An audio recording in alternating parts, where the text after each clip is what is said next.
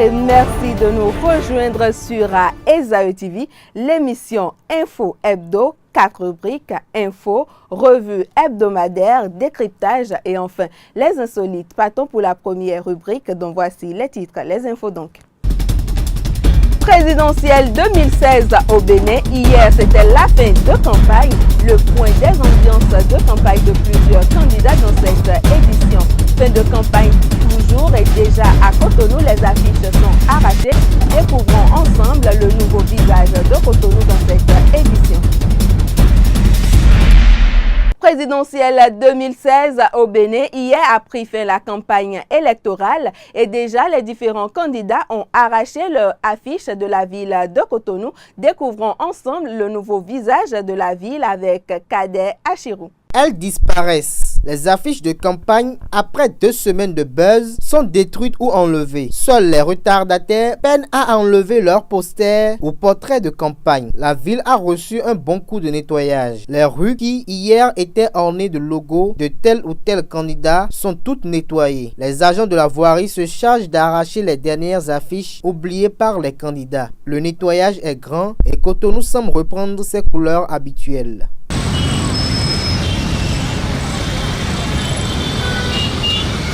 On retrouve Cadet Achirou, mais pour parler cette fois-ci de la fin de campagne autrement, ambiance de fin de campagne du candidat Lionel Zissou, c'était au stade de l'amitié Mathieu Kérékou.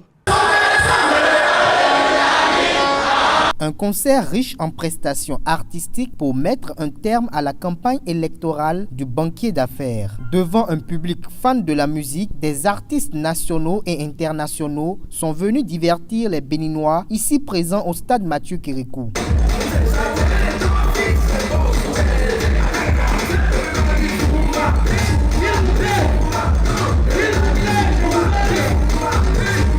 Cette fois-ci, les artistes n'ont pas fredonné leurs morceaux composés pour la période électorale, des pas de danse.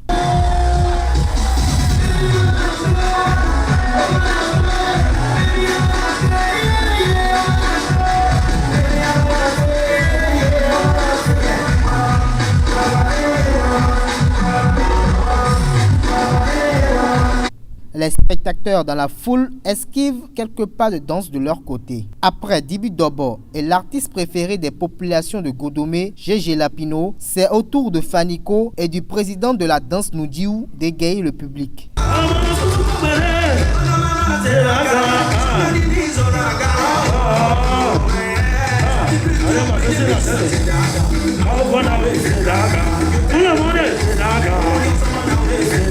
Il sonne 22 h environ et la soirée s'achève avec Petit Miguelito.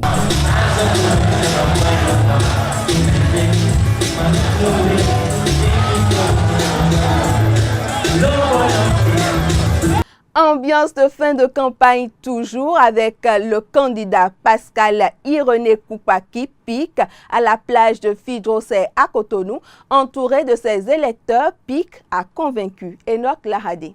Une dernière caravane pour Pascal Irené Koupaki et ses sympathisants. Une caravane qui a pris des pas au siège de campagne du candidat situé à Saint-Michel pour faire un tour dans la ville de Cotonou. Ils prennent ensuite la direction de Ouida pour constater la ferveur de la vague jaune dans la cité historique.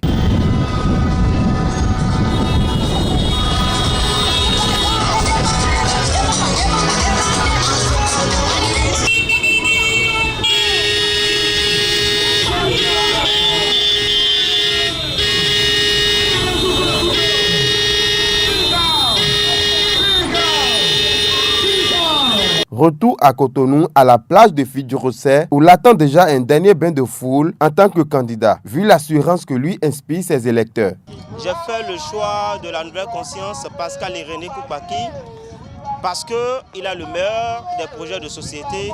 En dehors de ça, quand vous lisez son projet de société, vous allez vous rendre compte que c'est ce qu'il faut pour le Bénin. Il a abordé tous les domaines et franchement, Pascal Irené Koupaki, c'est un envoyé spécial de Dieu. J'ai choisi Pascal Irené Koupaki parce que c'est le meilleur des candidats et puis je crois en lui, je crois en sa sincérité et je vois que son projet de société est le meilleur. Des chants et danses pour détendre le public habillé en jaune. D'un instant à l'autre, le mécanicien en chef fait son apparition et dans son style habituel, l'homme échauffe ses électeurs.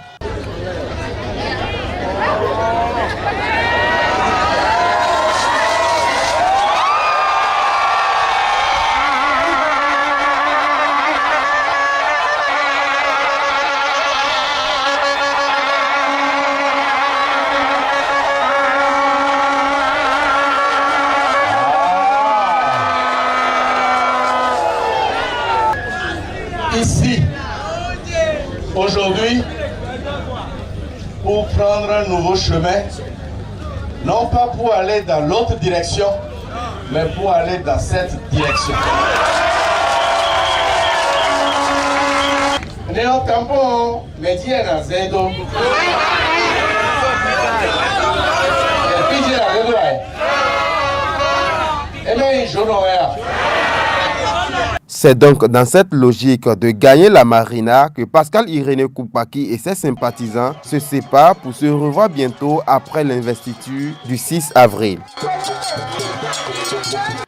On retrouve le candidat Sébastien Adjavon finissant aussi sa campagne dans les rues de Cotonou avec Léandro Kodo.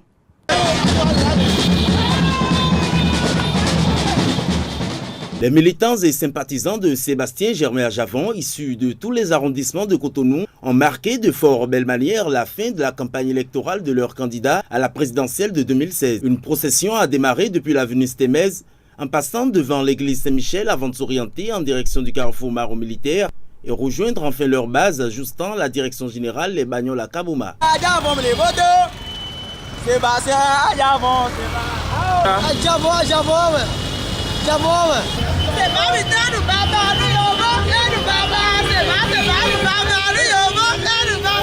Même en l'absence de Séba, les festivités n'ont pas manqué de faste. En grande pompe, fanfare, cortège des voitures de tout genre, défilé de motos, convois pédestres, les initiateurs de ce mouvement ont tout donné pour cette dernière journée qu'ils ont spécialement renommée la finale. Pour la nuit, mais Adjavon Sébastien est le nom du camp.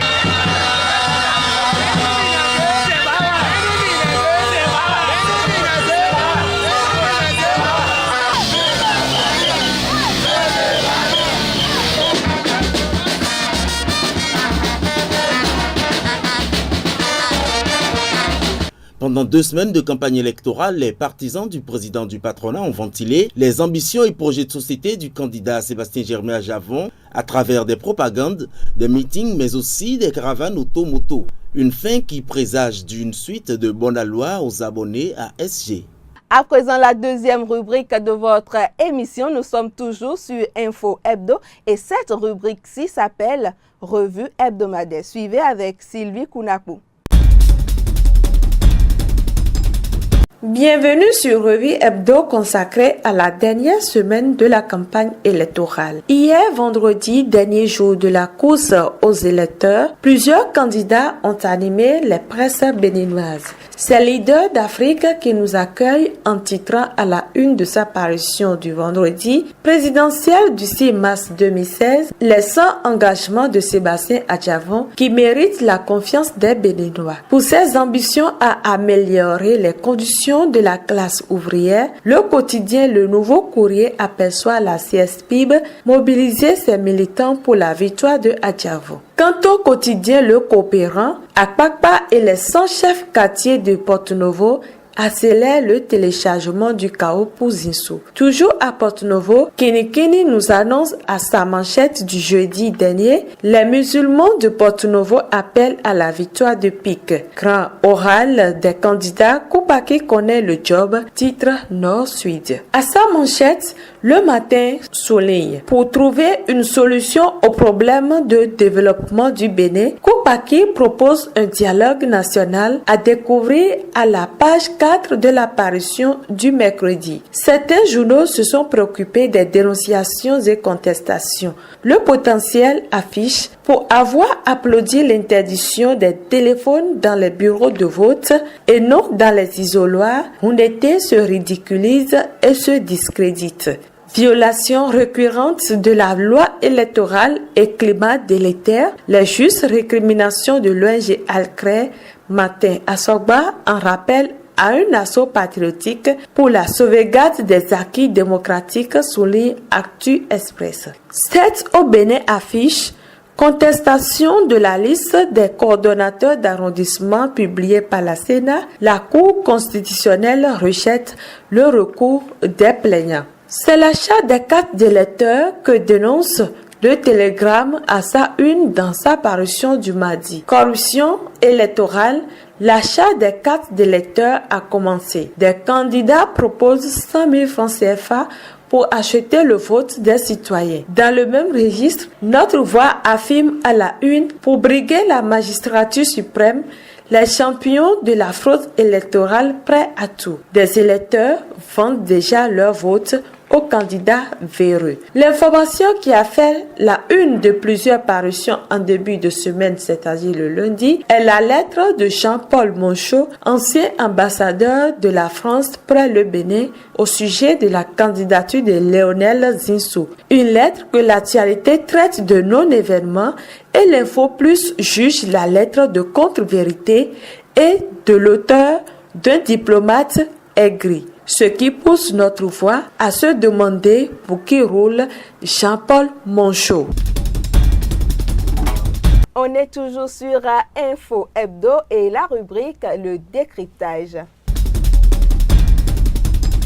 Le décryptage se passe avec toute l'équipe de la rédaction. Leandro Kodo, bonsoir. Bonsoir Yannick. Enoch Laradé, bonsoir. Bonsoir Yannick. Kadé Achirou, bonsoir. Bonsoir Yannick. Un plaisir pour moi de recevoir toute l'équipe pour le décryptage politique. Décryptage politique que nous allons faire autour de 4 grands sujets qui ont trait à l'actualité.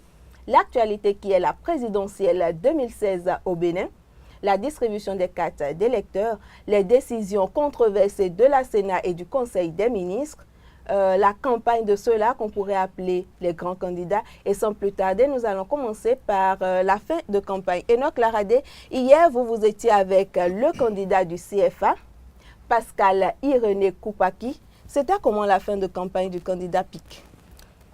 C'était un peu mouvementé. Oui. Oui, puisque PIC a commencé une dernière tournée à Cotonou ici, à partir de son siège de campagne, et à Saint-Michel. Ils ont pris par Godomain jusqu'à... Ils se sont rendus à Ouida. Oui. À Ouida, ils ont croisé les militants PIC qui sont à Ouida. Ils ont vu un peu la faveur, ils ont fait le tour de la ville. Et retour à Cotonou.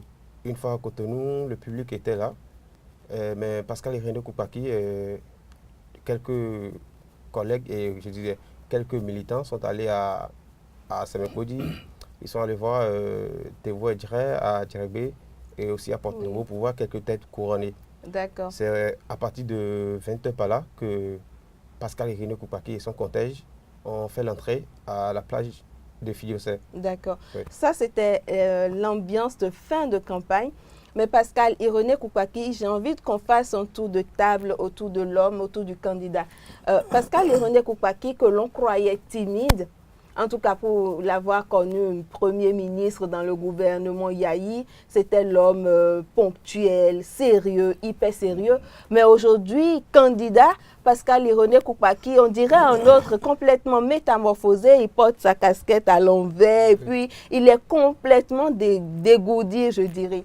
Qu'est-ce que vous en dites?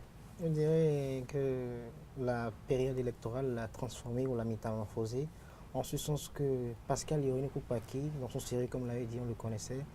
Aujourd'hui, il l'a même reconnu, alors sur le RTB la dernière fois, il disait qu'au moins une fois il sourit. On dit l'homme ne souriait pas, l'homme était très rigoureux, très sérieux. Et aujourd'hui, on le voit même en train de faire des gestes, il est en mouvement. J'en profite, je profite de vos propos pour inviter les internautes à garder, à continuer de nous suivre parce que tout à l'heure, dans les insolites, vous allez voir le candidat Koupaki dans son fouka-fouka. Oui. Donc, je me dis, c'est la période électorale qui l'amène à faire tout cela. Et je pense que c'est bien, c'est bien. Mais est-ce que, Enoch Laradé, vous avez l'impression qu'il est forcé de le faire ou il le vit vraiment? Non, il n'est pas du tout forcé de le faire. Quand vous voyez l'homme, vous sentez qu'il exprime ce qu'il est. Peut-être qu'avant, c'était devant les caméras, monsieur le Premier ministre, voilà, il était tout sérieux. Il était dans la solennité. Voilà. Maintenant, sur le terrain a commandé. Vous voyez, il a commencé par tenir sa casquette, il a commencé par faire des mouvements. Quand il vient sur un terrain, si c'est un meeting, il fait d'abord pause. Il dit au public qu'ils vont d'abord s'échauffer. Et il commence le mouvement. Ça fait vous êtes très bien placé pour en parler, puisque c'est vous qui avez couvert la plupart de ces activités pour le compte de Esaü TV. Oui, Yannick, et partout il a pris part. C'était ces mouvements d'abord pour faire une salutation et pour mettre en haleine l'échauffement, quoi. Voilà, c'est ça. C'était l'homme Pascal Irénée Koupaki. Bon, nous allons écouter Leandro Kodo aussi sur la ferveur que dégage désormais le candidat Pascal Irénée Koupaki. Merci Yannick pour la question. Moi, à mon avis, c'est un homme que le Bénin ne connaissait pas encore. Parce que moi, je pense qu'il est arrivé à se libérer du joug de Yahi. L'empreinte ou la silhouette de Yahi ne sillonne plus au-dessus de sa tête comme l'épée de Damoclès. Ah bon? Donc moi, pour moi, il est affranchi, vous voulez dire. Il est affranchi, c'est ça. Il est affranchi. Ou peut-être il a occupé un poste très important pendant près de 7 ans dans le gouvernement. Oui. Donc c'est dans le sérieux qu'il s'est donné dans sa tâche. Et je crois que c'est à cause de tout cela que nous n'avions jamais connu l'homme sous son véritable jour. D'accord. Ambiance de fin de campagne, là c'était ambiance avec le candidat Pascal Irénée Koupaki. Là maintenant nous allons parler du candidat Sébastien Germain Adjavon. Comment est-ce que vous appréciez la campagne du candidat Sébastien Adjavon? Donc c'est une campagne abracadabresque. Une campagne abracadabresque parce que c'était une démonstration de force. De force, même sur l'eau. Même sur l'eau, le candidat a laissé ses traces. Des affiches hyper gigantesques, des portraits du candidat. Vraiment, c'était une campagne qui ne laissait pas dire son nom. À travers la ville, à travers les militants, il y avait une forte mobilisation de partout. Et je crois que le candidat, il a vraiment investi dans sa campagne. Il a vraiment investi. Il a vraiment été modifié. Permettez-moi de donner... moi, j'ai remarqué, par exemple... des boissons à l'effigie du candidat, des t-shirts, des montres, des téléphones, des éventails. C'est peut-être pas l'œuvre du candidat lui-même, c'est peut-être les sympathisants et tout. Mais j'avoue que je suis tentée de dire qu'aucun candidat n'a fait autant que Adjavon. Enoch, vous me contredisez? Non. Et pour ne pas exagérer, c'est le plus chiant en matière de campagne quand il s'agit de candidats au Bénin. L'homme qui était autrefois apolitique, il devient subitement un politicien et il commence la campagne qui bat le record. C'est quand même bizarre. Il avait prévu ça ou bien c'était... Ça m'étonne toujours. Je me souviens encore de cette fois-là où le confrère André Dossa disait « Mais monsieur Sébastien Germain Adjavon, est-ce que vous serez amené à faire de la politique ?» Et l'homme qui rigole. Il rigole. Il s'étonne, c'est du genre moi politicien. Mais Leandro Kodo, voilà Adjavon qui devient Sébastien Germain Adjavon qui devient politique et qui défie tout le monde, en tout cas en termes d'investissement pour la campagne. Oui, mais pour être président, d'abord, surtout, pas en Afrique, je dirais pour être président, il faut avoir les fonds, il faut avoir les moyens de faire sa politique. Moi, je pense qu'Adjavon, il a les moyens de faire sa politique. Ok, d'accord. Adjavon avait de l'argent pour faire sa campagne, mais on ne saurait parler de Sébastien Adjavon sans parler de Patrice Talon. Patrice Talon, qui lui aussi est un opérateur économique, peut-être autant ou plus riche que Sébastien Adjavon. Mais comment est-ce que Kadé Achirou, on peut expliquer le fait que Patrice Talon n'a pas senti le besoin de faire dans du mathuvuisme? J'aimerais rectifier quelque chose. Je pense que Adjavon, si je dois revenir sur le mathuvuisme, Adjavon est un homme dont on connaît la générosité. Et c'est sa générosité peut-être qui l'a conduit à cette campagne qu'il a faite. Attendez, qu'est-ce qui est généreux quand on fait des ballons de baudruche à son effigie avec des formes iconiques et tout? En quoi est-ce que la campagne, c'est un moment de fête, un moment où on doit s'unir pour se divertir. Et il a profité de ce moment pour aider un peu ses concitoyens, ses compatriotes. Il a offert des t-shirts, il a offert Vous avez envie de dire qu'il a fait de la distribution? Il y a eu beaucoup de distribution. Il a distribué plus que tout autre candidat, surtout les t-shirts par exemple. D'accord. Et Patrice Talon, je dirais que c'est une question de stratégie de campagne. Patrice Talon, il est allé lui-même aux côtés de certaines populations dans les arrondissements, dans les villages les plus reculés.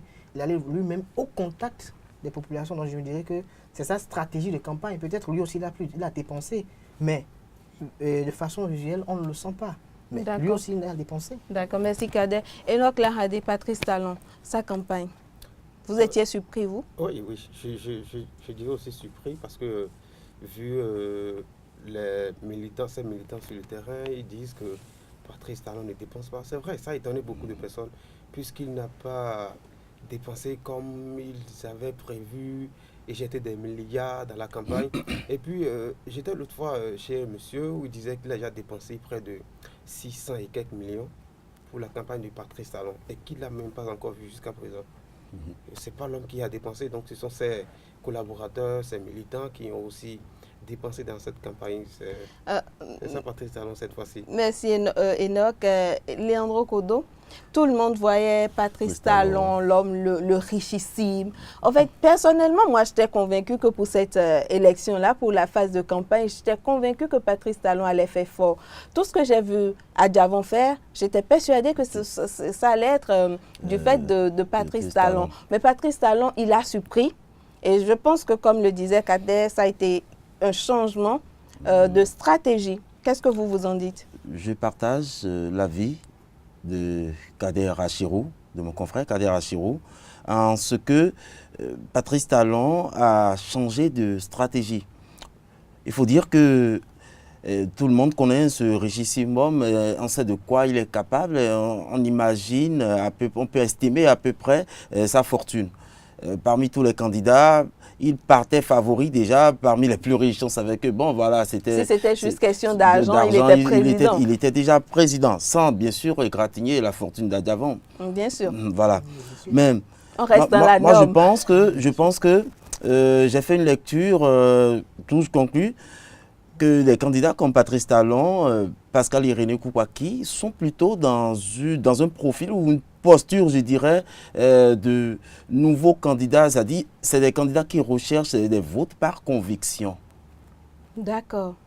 Vous voulez dire que Patrice Talon a préféré faire directement avec les populations à la base et qu'il a voulu susciter l'adhésion de la foule. Il n'a pas voulu mettre ses fonds au premier rang. D'accord. Il a voulu mettre sa personnalité, ce qu'il est lui-même, ce qu'il vaut. Mais c'est vrai que tout au long de la campagne, on l'a vu descendre vraiment, aller échanger, expliquer son projet de société, autant que Pascal Irénée Koupaki. Et il y a beaucoup de gens qui se sont vraiment mordus.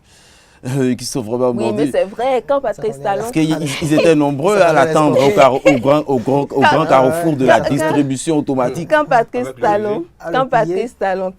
Talon revenait de Paris, tout le monde était sûr qu'il revenait les valises pleines de milliards et que bon, il suffirait que de dire on te soutient et puis bon, on a le milliard. Mais il a su surprendre tout le monde. Ça, c'était pour faire le point de la fin de campagne, l'ambiance de campagne de tous les candidats. Et là, ah oui, on ne va pas l'oublier. Il y a aussi un grand candidat, le candidat Lionel Zinsou. Et Leandro Kodo, comment est-ce que Zinsou, vous appréciez la campagne de Zinsou? Un journaliste est impartial. Bien sûr. Ça, vous le savez. Bien sûr. Moi, personnellement, je ne suis pas de ceux qui l'accusent du délit de faciès. Qu'est-ce que vous appelez délit de faciès? Il a une peau métisse, il a une peau métisse. Oui. Donc, à le voir, bon, on le taxe de blanc. Donc, il est déjà handicapé par cela. Ce facteur. Moi, je n'ai pas ce genre de problème avec lui. Oui, mais bon, au-delà de ces détails, au-delà de ces détails, si vous permettez, Leandro Kodo, vous allez vous prononcer par rapport à la campagne de l'homme Lionel. C'est-à-dire le t-shirt rouge. Déjà, initialement, les FCBE, c'était la couleur verte, subitement devenu rouge. Il a modernisé. Et puis, quand on voit Lionel dit Tchoko, ou Akwaku et tout, comment est-ce que vous appréciez cette ambiance-là, cette campagne? Je regrette juste qu'il n'ait pas commencé très tôt pour qu'on le découvre comme on a découvert les autres candidats. Mais spécialement cette semaine où j'ai eu à faire pendant 2 ou 3 jours d'affilée la revue de presse, j'ai remarqué par exemple que les 3 jours, durant les 3 derniers jours avant la clôture de la campagne, Mais je vous assure, surtout le dernier jour de parution, le vendredi, il a fait le carton, il a fait le plein. Des unes de journaux.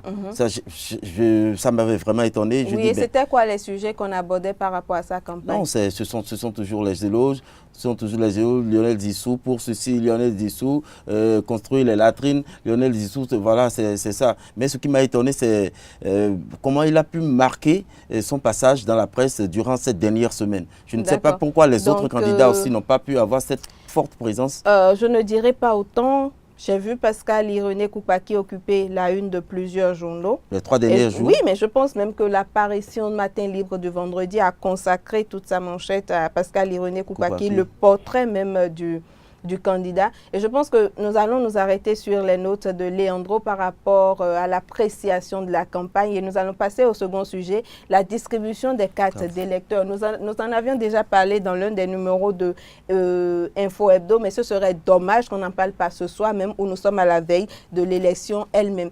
Enoch Lahadé, la distribution des cartes d'électeurs, des bémols. Quelles sont les zones dans lesquelles on vote avec l'ancienne carte et quelles sont les zones dans lesquelles on vote avec la nouvelle carte? Je sais qu'à Sakété, il n'y a pas eu de distribution de cartes. Sakété, rappelons que c'est dans le plateau, parce que c'est fait par département. Voilà, c'est dans le plateau. À Sakété, il n'y a pas de carte. C'est dommage, ils vont voter avec l'ancienne carte. Je ne sais pas s'il y avait eu des erreurs en même temps.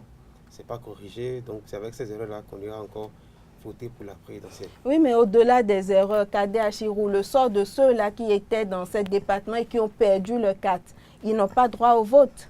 Évidemment, nous avons 2 départements, le plateau et le Zou, qui vont voter avec l'ancienne carte. Oui, l'ancienne carte, rappelons la grosse lépille avec laquelle on a fait les législatives et les communales. Et je me dis, pour ceux qui ont eu 18 ans maintenant, c'est-à-dire qui ont l'âge de voter, ils ne pourront pas voter dans ces départements. Ils ne sont pas pris en compte. Ils ne sont pas pris en compte. Pour ceux aussi qui ont égaré leur carte de façon, je ne sais pas, comme moi je dirais, qui ont égaré leur carte, ne vont pas voter aussi. Et ceux qui se sont fait enregistrer même lors du nouvel enregistrement aussi et qui attendent impatiemment leur carte aussi ne pourront pas exprimer, ne pourront pas voter. Et je trouve vraiment que c'est une discrimination. Du coup, c'est une discrimination parce que dans d'autres départements, on distribue les cartes, on donne aux autres les cartes et deux autres départements, on ne leur donne pas les cartes. Je ne sais pas sur quels critères ils sont basés pour le faire. D'accord. Leandro Kodo, c'est bien dommage, n'est-ce pas? Bien sûr, à cet effet, moi j'ai lu une parution du quotidien le matin tout récemment, c'était le 5, le 4, je crois que c'était hier, qui disait que le gouvernement avait fait semblant de privilégier les zones qui leur étaient favorables. Oui, on est bien tenté de penser ça. On est bien tenté. Bien sûr que juste après, c'est vrai que juste après ça, il y a une rectification d'un agent du CNT qui est monté au créneau dire non, c'est pas comme ça. Mais si vous regardez la cartographie, vous voyez que vous regardez la cartographie, vous sentez que les cartes ont été distribuées à dessein. Merci. C'est votre conclusion. Nous allons nous en arrêter là pour ce qui est de la distribution des cartes d'électeurs. Et là, nous allons faire le décryptage de ces 2 décisions qui font mouche, je dirais. La décision du Conseil des ministres qui vous interdit à vous, Leandro Kodo, par exemple, demain en allant voter, de ne pas avoir votre téléphone. La décision vous interdit de ne pas avoir votre téléphone sur vous demain, dans votre centre de vote. Et vous, la Sénat vous autorise à avoir votre téléphone, mais vous ne l'emmenez pas dans l'isoloir. Et vous, Kadé Achirou, comment vous appréciez ces 2 décisions? Je dirais que je me rallie à celle de la Sénat qui m'interdit de ne pas c'est au choix. C'est au choix. Parce qu'il y a 2 décisions. Il y a 2 décisions. Oui. Donc ça devient une question de choix. Et la Sénat qui m'autorise à amener mon téléphone, mais de ne pas en faire usage dans l'isoloir. Et je crois que les 2 décisions convergent dans un même sens. Le sens de sécurité, de sécuriser les votes. Parce que nous savons dans quel pays nous sommes et il y aura des gens qui... Vous parlez de sécuriser le vote, on parle de téléphone portable et aujourd'hui on utilise plus les smartphones qu'autre chose. Et vous savez autant que moi, pour avoir couvert plusieurs reportages du FONAC, que c'est l'outil essentiel antifraude que le FONAC a mis sur pied cette année. Donc, quelle sécurité on recherche quand on oblige les électeurs à ne pas avoir leur smartphone sur eux? Vous savez, tout outil dans la vie a toujours un côté négatif. Bien sûr. Quand on utilise un téléphone portable, ça peut sécuriser les votes. Mais l'outil de portable aussi peut aussi nuire. Par exemple, quand vous permettez à quelqu'un d'aller dans l'isoloir, par exemple, avec son téléphone portable, il peut capturer son vote. Et il capture son vote, il va peut-être à la base, ou je ne sais pas où, il peut dire, ah, voilà, j'ai voté, si pour peut-être recevoir quelque chose, un gain de cause. J'ai envie de rigoler en disant qu'une image, aujourd'hui où l'image se transfère comme de petits pains, l'image d'un vote peut provenir de n'importe où. Je ne vous contredis pas, mais c'est juste une précision que j'apporte. Enoch Laradé. Moi, je crois que envoyer les téléphones dans l'isoloir, je ne trouve pas de logique là-dedans. Mais si c'est pour aller dans les centres de vote, pour prendre la photo des résultats à la fin des décomptes, ça, je l'admets. Je l'admets parce que ça, on sait que c'est au grand nombre du public, tout le monde décompte et on voit ça. Mais quand vous allez dans vos isoloirs, vous prenez la photo, vous allez l'envoyer sur les réseaux sociaux, on va dire, ah, ça fait déjà tel nombre de personnes dans tel département. Et ils vont commencer par donner des tendances. Merci. Ça peut commencer par donner des tensions par là. Oui. Donc, on n'a qu'à éviter d'amener nos téléphones dans les isoloirs. Je crois que c'est dans les isoloirs. Avec vote, en fait. Merci Enoch. Avec vous, Léandro Kodo, on va faire la différence entre un centre de vote et un poste de vote. Bon, rappelons au passage qu'un poste de vote, c'est l'endroit où vous allez directement, là, vous prenez le bulletin unique et vous allez dans l'isoloir choisir votre candidat. Ça, c'est le poste de vote. Maintenant, le bureau de vote ou le centre de vote, c'est un ensemble de postes de vote. Donc, il fallait cette précision-là pour situer le contexte. La décision du Conseil des ministres interdit l'usage du téléphone dans le centre de vote. Et la Sénat dit on peut l'utiliser dans le centre de vote, mais pas dans l'isoloir. Léandro Kodo. Bien, moi, je dirais que ces deux décisions, comme Kader, je dirais que ces deux décisions abondent ou convergent dans le même sens. Mais ne veulent pas dire la même chose. Ne peuvent pas dire les mêmes choses. Je crois que ceux qui sont pour... Je crois que personne ne peut être pour l'isoloir, ça c'est sûr. Personne ne peut être pour l'isoloir. Tout le monde veut la paix, tout le monde veut des élections saines. Secrètes aussi. Secrète, oui. Secrète, bien sûr. Alors donc personne n'est pour l'isoloir. Mais pourquoi, d'où vient cette idée de ne pas venir dans les bureaux de vote avec comment peut-on faire la veille citoyenne? Merci pour votre interrogation, Kader Achero. Pour finir avec la question des décisions, est-ce que le gouvernement était dans son rôle en prenant une telle décision? Est-ce que c'était au gouvernement d'interdire l'usage des téléphones dans le centre de vote? Ce n'est pas au gouvernement, mais parfois, le gouvernement a cette latitude parfois de s'auto-saisir de certains dossiers. Ah bon? Oui. Okay. Mais bon, jusqu'à preuve du contraire, pour les questions d'ordre électoral, il y a la Sénat qui s'en occupe. Et je pense que si on arrive à capturer les votes, on arrive à capturer les résultats, et que les gens commencent à donner vous savez, avec les réseaux sociaux aujourd'hui, déjà le soir, ils peuvent déjà donner qui est déjà le président, et que la Cour constitutionnelle vient donner notre résultat. Ça peut créer des soulèvements, oui. Mais écoutez, si à la base déjà on a pris des photos, on a fait des décomptes et tout, et qu'on a une idée relative de celui qui pourra nous diriger et que la Cour constitutionnelle dit autre chose après, on n'appelle pas au soulèvement, mais on doit quand même comprendre que nous avons suivi et que nous avons notre mot à dire. Mais l'éthique, les technologies actuelles constituent une opportunité pour diminuer le risque de fraude. On ne peut pas s'en passer, à mon humble avis. D'accord. C'était le décryptage politique avec toute l'équipe de la rédaction, Kader Achero, Léandro Kodo et Enoch Laradé. On a parlé de Pascal Irené Koupaki, tout fougueux avec sa casquette renversée. On a parlé de Lionel Zissou dans sa campagne avec Choco Adjavon avec ses affiches, ses ballons de baudruche sur la lagune. Et là, c'était sérieux. Décision Conseil des ministres, décision Sénat. On a parlé de tout ça. Et là, on va baisser la température. On va rigoler. Les insolites sur Info Hebdo.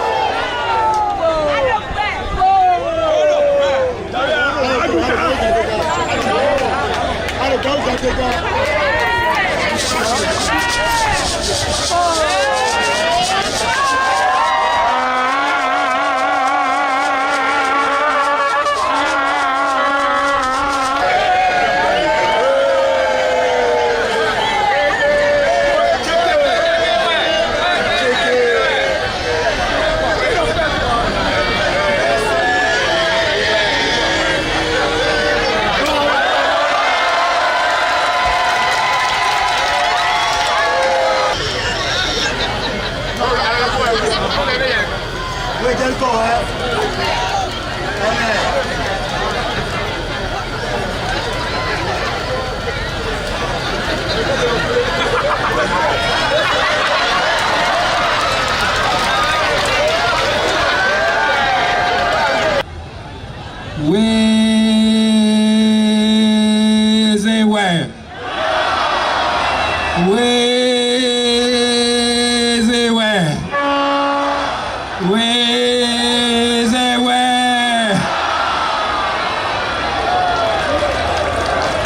Choco, choco. Choco, choco. Choco, choco. Aquaqui. Aquaqui. Aquaqui. Déjà la fin de cette belle balade informative sur Esaü TV. Info Hebdo, ça s'appelle. Il y a eu les infos, la revue hebdomadaire, tout ce qui a fait l'actualité au cours de la semaine. Il y a eu le décryptage avec la rédaction de Esaü TV. Il y a aussi eu les insolites pour vous amuser. Et là, c'est déjà la fin. Je vous retrouve samedi prochain.